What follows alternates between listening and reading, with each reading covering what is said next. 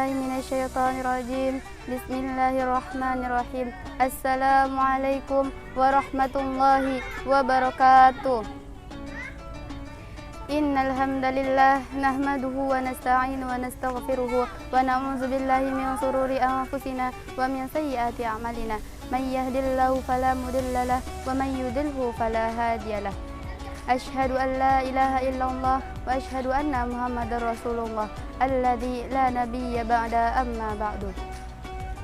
Yang pertama-tama dan yang paling utama, setinggi puja sedalam syukur tidak lupa kita haturkan kepada Allah yang Maha Ghafur, yang mana Ia telah memberikan kita beribu-ribu nikmatnya, di antaranya nikmat kesehatan, nikmat kesempatan, serta nikmat keimanan. Begitu banyak nikmat yang Allah berikan kepada kita sehingga tidak ada seorang pun yang dapat menghitungnya. Wa yang ta'uddu ni'matallahi la tuhsuha. Barang siapa yang menghitung nikmatku, kata Allah, la tuhsuha, maka tidak akan ada yang dapat menghitungnya. Mau engkau jadikan dedaunan sebagai kertasnya, mau engkau jadikan air lautan sebagai tintanya, dan mau engkau jadikan ranting-ranting pohon sebagai penanya, maka tidak akan ada yang dapat menghitungnya. Maka dari itu, marilah kita banyak-banyak bersyukur atas nikmat yang Allah berikan. Biqaulina alhamdulillahi rabbil alamin. Salawat besertakan salam tidak lupa kita hadiahkan kepada roh junjungan alam, yakni sosok figur yang kita nanti-nantikan syafaatnya kelak di yaumul qiyamah. Siapa lagi kalau bukan baginda Nabi Muhammad sallallahu alaihi wasallam. Orang yang kikir, kata Nabi, al-bakhillu ma zukirtu fala musalli alayya. Apabila namaku disebutkan di sisinya, ia tidak mau bersalawat kepadaku. Itulah orang-orang yang kikir, kata Nabi. Maka dari itu, marilah kita banyak-banyak bersalawat kepada Nabi dan semoga kita mendapatkan syafaatnya kelak di yaumul qiyamah. Bil lafzina Allahumma salli ala sayyidina Muhammad wa ala ali sayyidina Muhammad.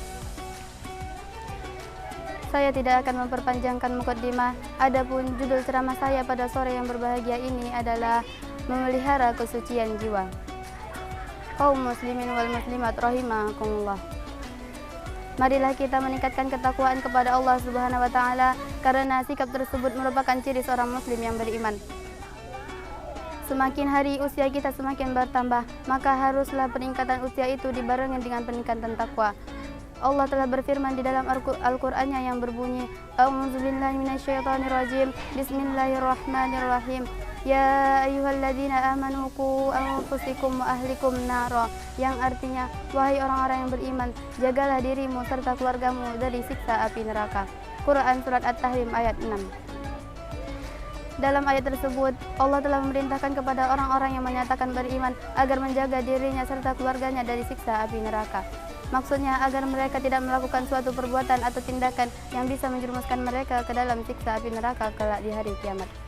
Kaum muslimin wal muslimat rahimakumullah. Dalam rangka memelihara kesucian jiwa, maka perlu kita melakukan beberapa aktivitas penting. Banyak cara untuk memelihara kesucian jiwa kita, namun dalam kesempatan ini saya hanya menyampaikan 5 cara. Yakni yang pertama adalah hendaknya kita menyadari dengan sepenuh hati apabila kita melakukan suatu perbuatan, kesalahan dan pelanggaran, maka haruslah kita bertaubat.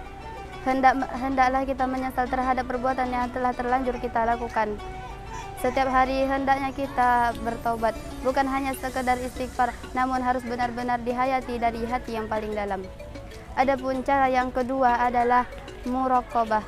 Muraqabah adalah senantiasa berusaha dan mendekatkan diri kepada Allah Subhanahu wa taala pada setiap waktu dan kesempatan.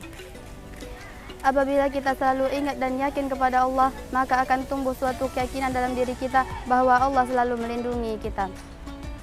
Kita juga yakin bahwa sesuatu yang kita jalani dan kita tempuh saat ini akan memberikan dampak yang menguntungkan bagi diri kita sendiri. Keyakinan ini juga akan menumbuhkan dalam diri kita tentang kebesaran, kekuasaan dan kemurahan Allah terhadap hambanya. Adapun cara yang ketiga adalah muhasabah.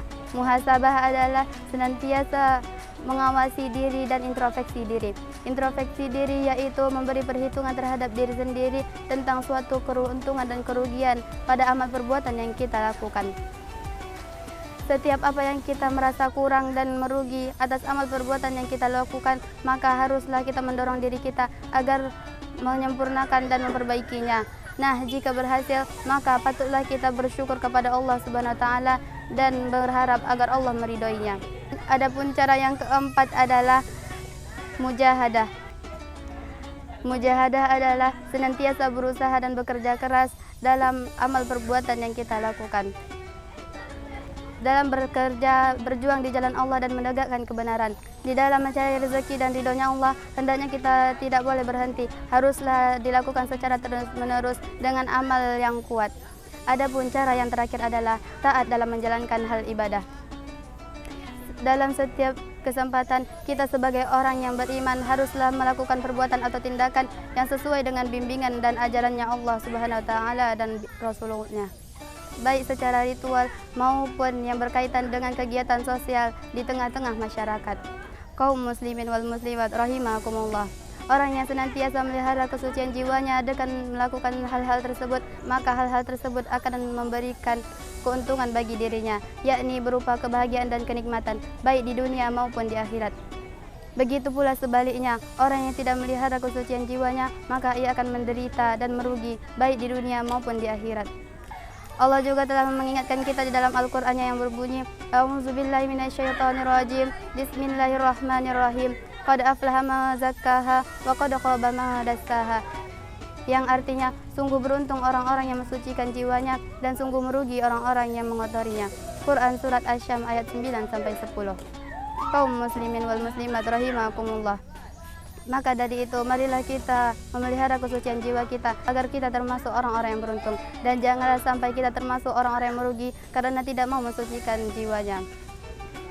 Demikianlah ceramah singkat dari saya. Apabila terdapat kesalahan dan kekurangan, saya mohon maaf. Unzur man qala wa la tanzur man qala. Assalamualaikum warahmatullahi wabarakatuh.